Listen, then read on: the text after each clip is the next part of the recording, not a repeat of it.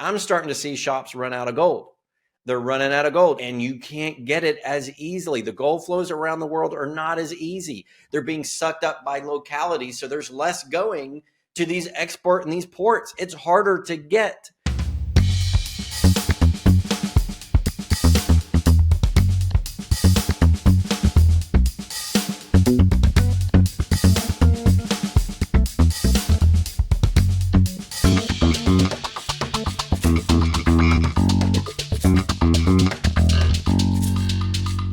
Hey everyone, this is Rob Kientz with the Freedom Report. It's now October. Can you believe we're in the last quarter of the year?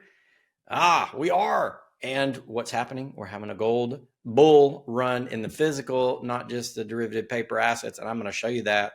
And I'm just going to hit you with it right off the bat without further ado and further gilding the lily. What show is that from? All right, here we go on to the gold chart, trading view, looking at gold. And I've said before that we're past the breakout period. When we got here, we officially had a gold breakout, and that really happened on or around June of 24. So we had the bull market, the last 18, well, almost 20-month bull market go since February 24. And then about last summer, it started just booming, and it basically hadn't stopped. There's been one pullback and then a plateau, and we're in another plateau. And according to RSI, more than likely the traders are taking profits. And so the price can either trade sideways or actually come down a little bit because traders are going to take profits, at that level. But I wouldn't worry too much about, ladies and gentlemen. I think at the end of the day that we're going to be okay. I'm not stressed about, whether or not gold price is going to continue to go up. We're going to have pullbacks and plateaus along the way. It's not a straight line, but we are in the gold booming market, and we're getting into physical in a moment. And I don't think RSI is going to matter. You can see RSI didn't matter here when you had a pop, or here when you had a pop, or here when you had a pop, because it kept going up. So even though the technical indicator says oversold, it doesn't mean that we actually are.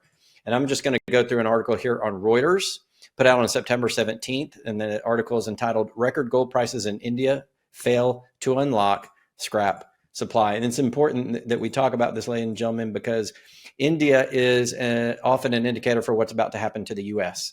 So as people are not turning in their scrap and hoarding gold in India because of worldwide problems, it will also come to the U.S. Let's read the article. New Delhi, September 17th in Reuters. Supplies of used gold jewelry and coins typically released when investors book profits have been scarce in India, as many expect bullion prices to continue climbing even after reaching new highs almost every week. This contrasts with March, when spot gold first crossed 3,000 an ounce and retail customers rushed to sell their holdings, triggering a surge in scrap supply. Indians now believe that gold prices will rise even higher, which is why they're choosing to hold their assets instead of selling them for a profit.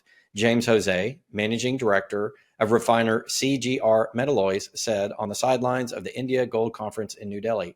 Local gold prices, which scaled a record peak of 110,666 rupees, or 1260.94 US dollars per 10 grams earlier this week, have risen 42% year to date after gaining 21% last year. Scrap supplies typically rise when prices climb too high too quickly, as was the case of prices in recent months, said Harshad Ajmera of wholesaler JJ Goldhouse in Kolkata.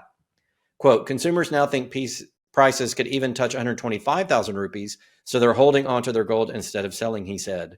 Although rising prices may have made new jewelry unaffordable for many consumers, they're increasingly exchanging old pieces for new ones, said Amit Madak, chief executive of PN Gadgil and Sons, a Pune-based jeweler. Refiners are sourcing scrap from replaced jewelry to sustain operations, as imports of doré, a semi-pure alloy produced by miners, have declined sharply, said Ajmera.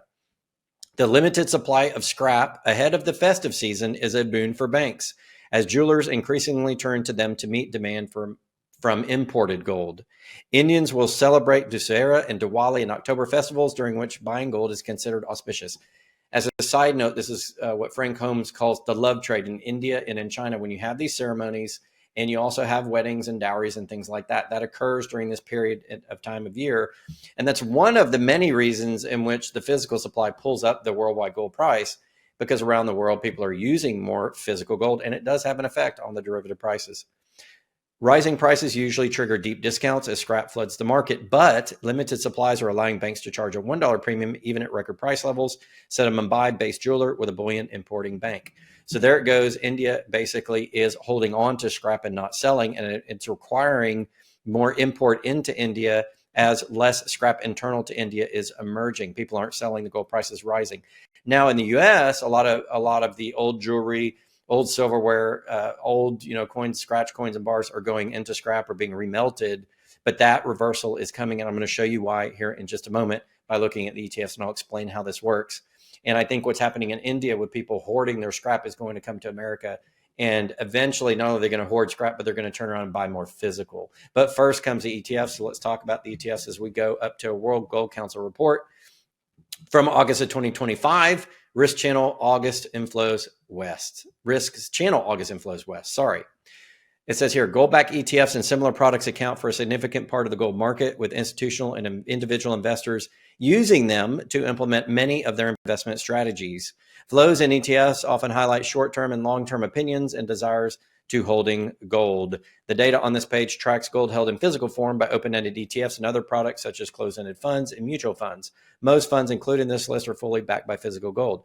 And they're backed, meaning the gold is there. If you put $1 in, they get $1 of gold to match so that it's backed. But you can't necessarily redeem and actually get the gold out. So really, you're just playing along with the price.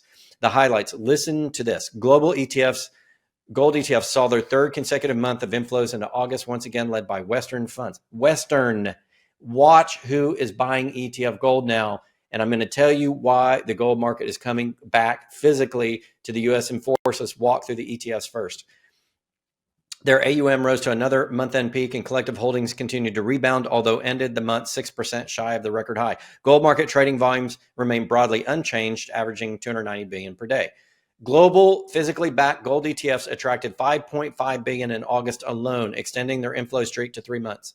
Remember on my last video on my channel where I talked about the last 6 months, the biggest ETF, the GLD, imported 2 billion over 6 months. If you take all the ETFs and those closed-ended funds together, in August only, 5.5 billion. Similar to July, North American and European funds led global inflows, while Asia and other regions saw mild outflows. I personally think that people in Asia are buying physical and outflows of the ETFs, and that's because they're further along in their market. That's what will happen to the US when people get tired of having exposure ETFs and want the physical because of whatever panic is coming. Geopolitical, financial, I think financial is going to lead the way. Then people are going to sell out of GLD and SLV on the silver side, and they're going to go physical. That's happening in China now, which is why you see some outflows. So we're earlier stages of gold retail investment here in the United States. You can see here on this chart, the dark blue is North America. Here we go, North America. And as of August 2025, they led the way, and then Europe is behind, and mild outflows out of Asia and other areas of the world. North American funds added 4.1 billion in August, the region's third consecutive monthly inflow. Listen to these bullet points and see if that edifies what I've been saying the last 15 years, but specifically the last month with regard to the Fed. Continued strength and demand can be linked to persistent trade risk and broader market uncertainty. What's my whole channel about? That first bullet point. The consensus short dollar trade, which reduces the opportunity cost of holding gold. I'm going to talk to you on one of these when I get to the central bank survey, the annual one that came out in June of 2025. As we look back at that, I'm going to show you proof that de-dollarization is going into gold hard, and that de-dollarization is what is leading a lot of the flows into physical gold. We're going to get there. And lastly, lower rate expectations as the market digested Powell's Jackson Hole comments as dovish. What did I say when he started easing by quarter point? In a higher inflation market, meaning higher than 2% or 3% or whatever target the Fed is now setting. They're kind of trying to change it to 3%. Well, inflation's higher on a year-over-year basis. And when you have inflation higher and they cut, that's a sign of recession. Gold goes up. I had a commenter on one of my videos say, no, it's not true. It never happens. But if you look at the chart, it happens almost every single time. It's one of the surest predictors of gold price rising is when you have higher than normal inflation and the central bank cuts. Now, that typically happens after they declared a formal recession. You notice the U.S. is not declaring a formal recession, but people are buying gold and ETFs anyway because they see what's happening. The American public doesn't care what the Fed says anymore. This time is different. They've taken it in their own hands. Pay attention. The Americans are taking it into their own hands and not waiting for the central banks. Largely, I think that's because of social media and the realities of what people are seeing at the American grocery store and at the hardware store and the auto market and the housing markets. It's unaffordable. Inflation is wrecking American budgets. They're moving into gold, and they're not waiting on the Fed or anyone else to declare a recession. A change this time from 2008. This time, some of these things will be different. Pay attention as we go along and stay tuned to the channel as I narrate out these things for you. I'm going to show you what is happening, and it's going to go along with what I've been predicting over the years. This is the next big bull rush, including into physical, not just the prices, and we're seeing it start now. It is also notable, the article goes on to say, that low-cost gold-backed ETFs, often viewed as a proxy for long-term strategic positioning. Okay, I want to emphasize what that says. Long-term strategic positioning. They're saying here the flows into the ETFs are long-term strategic flows. This isn't people buying to get in and get out. This is not speculation. This is people moving into gold for the long run, where the United States of America, you get the point. You see what's going on here. The U.S. is now starting to buy into gold. And when the U.S. buys into gold, the whole market tends to go bonkers.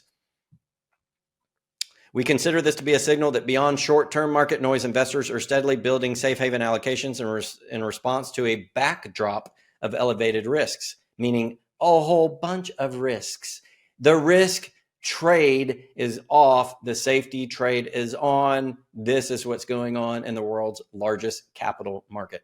European funds have now experienced inflows 4 months in a row, adding 1.9 billion in August. Europeans are starting to get bullish as well. The second largest confederated economy in the world is around Europe. Well, you've got China, but in the Western world, it's Europe, and the second largest in the Western world. So China's already in. Now you have the US and Europe jumping in. This is serious, ladies and gentlemen. Pay attention. This is serious. The UK, Switzerland, Germany led the charge. During the month, the US imposed a surprise 39% tariff on Switzerland, the highest on any developed nation. This sudden and unexpected hit has affected the country's economic prospects, pushing up safe haven needs among local investors and increased demand in gold. There you go. World Gold Survey, Central Bank Gold Reserve Survey, June 2025. Note that everything in here is response by who? The money printers of the world, the central banks. That is the most important part about this. This is not social media people. This is not armchair warriors. This is not even TD Securities. These are the people that run money in the world, and they're investing in gold and silver. Pay attention. The next two charts are going to tell you people are dumping the dollar and where are they going? Gold. It's unequivocal when you see it.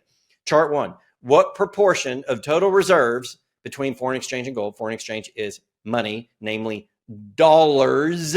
What is the predominant foreign exchange currency in the world?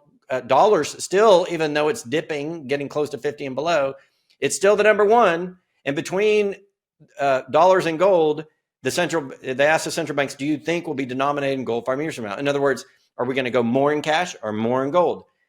72%, almost 3/4 of central banks surveyed said moderately higher in 2025. And if you see 2022, which is in dark blue, 2023 in green, 2024 in purple, and 2025 in blue, it's gone from less than half to over half to 2/3 to 3/4 in 4 years.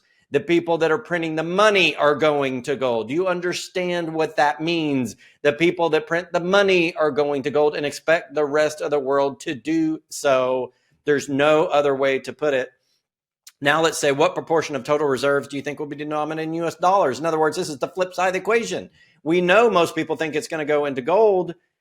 Look at how many people in 2025 think it's going into dollars. Moderately higher, 4%, unchanged 17, moderately lower, 45, significantly higher, 6. Most people are saying it's going to go into dollars over gold. That's what that means. And you see the opposite change. And it's not accelerating into dollars, it's decelerating. Okay, this chart shows accelerating into gold. This chart shows decelerating dollars. It's on the other side of the chart. Okay, you get what that means? The entire central banks of the world who print the money think that more people are going to use dollars to buy gold. The dollar's going to go down, the gold's going to go up. That is the story, ladies and gentlemen. How do you expect global central bank gold reserves to change over the next 12 months? 95% said increase. Look at that top line, dark blue. 95% said increase. In 2024 is 81, 71, 61. Accelerating expectations that central bank reserves are going to go into gold increasingly. And if they have the same amount of money to invest, if they're increasing gold, where they're decreasing dollars and bank stock. Okay. If you want to know where investment's going, this is telling you where it's going. How do you expect your institution's gold reserves to change over the next 12 months? 57% remain unchanged. Nobody said decrease this year, and 43% said increase. And that number is bigger than previous years. Gold reserves are going up according to the central banks. It's not hard to figure out what the money printers of the world are telling us is going to happen. They print the money. And if you look at where a lot of the economic data comes from in the US, it's from the Fed. Yeah, you got the BLS and you got the Congressional Budget Office and, the Office of the Comptroller of Currency and all these other agencies. But the bulk of the financial information, i.e. the health of the economy, the statistics on it come from the Federal Reserve. And who's buying gold? The central banks. You get it. We're now in the gold boom and the physical is coming. It was the central banks that started, and they were, after the last crash. And for 10 years, they bought 400 to 500 billion in gold a year. Now they've doubled it to 1,000 or 1 trillion. Okay, you get it. And now they're dumping dollars. And then you had the big players in the market buying gold. Now you have retail in the market buying gold in ETFs. And once they figure out they can't actually get the physical out of that, they're going to switch right over to physical, just like last time. Physical boom is here. And I'm starting to see shops run out of gold. They're running out of gold and you can't get it as easily. The gold flows around the world are not as easy. They're being sucked up by localities. So there's less going to these export and these ports. It's harder to get. And so if you wanted to buy gold, now would be the time. Forget the price. Look at what the central banks are doing. Look at what the flows are telling you, what the ETFs are telling you, what the Indians are telling you. Look at what everybody's telling you is going on. And that's your clue. In any case, that's what I'm doing. You guys do what you think is best for you, but stay tuned to this channel because I'm going to narrate the whole thing. We're going to be here just like we were last time. We're going to be here this time, and we're going to show you what's going on in the data. It's not going to be my opinion. It'll be my opinion based upon a preponderance of the data that we have from all of these entities that are providing that data that will tell you what's coming. And you've been warned. If you're new to this channel or you've been here for a while, but you haven't really thought about buying gold and silver, or maybe you kind of dipped your toe and went to the coin store and got your little 1 ounce coin, thought, okay, I got my 1 ounce of silver and my 1 gram gold bar and I'm good, I'm protected. Look at what the world is doing and ask yourself again, think critically. If the big money in the world is going gold, where would you like to be? Would you like to be on the opposite side of the trade from these mega big money institutions, or would you like to be in the trade with them? Where do you think investment dollars are going?